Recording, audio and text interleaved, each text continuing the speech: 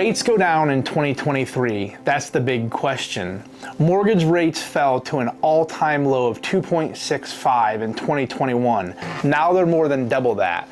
And everyone's freaking out. Why are rates so high? So let's dive into what causes rates to go up and down. Mortgage rates are influenced by many factors. The foundation of the current economy is one of the biggest factors. When the economy is booming and moving fast, interest rates are usually higher. When the economy is sluggish, the interest rates are usually lower. So that seems a little backwards, but here's how it works.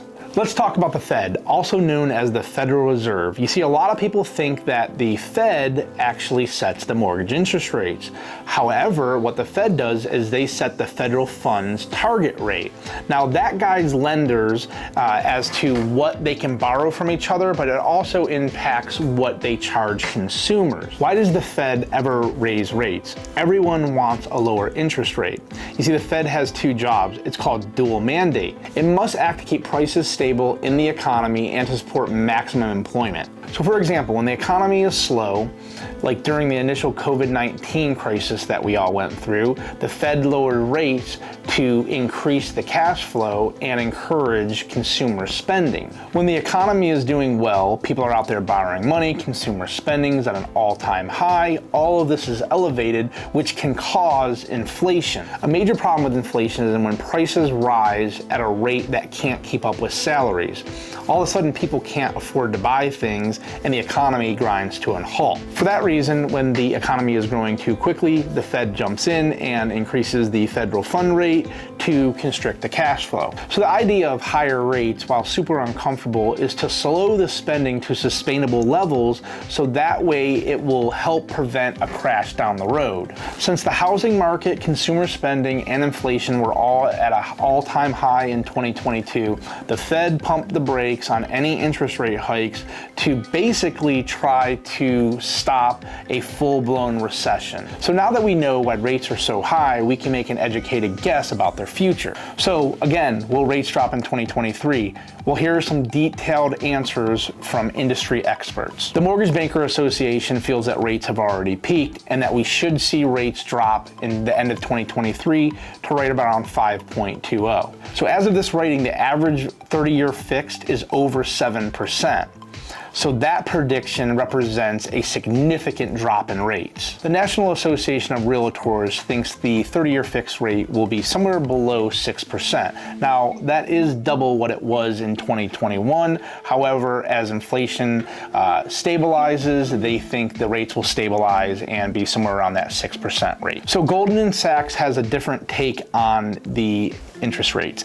They think the interest rates will be somewhere around 6.5% in 2023.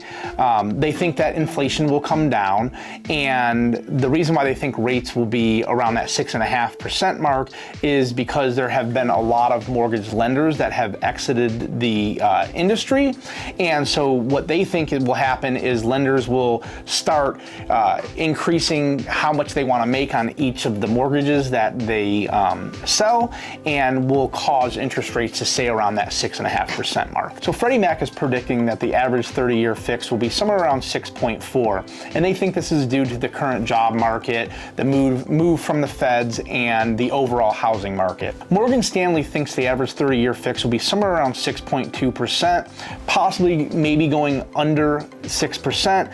In order for that to happen, they say that the Fed has to curb the inflation much sooner though. So Bankrate's chief financial analyst thinks that rates will drop to 5.25%.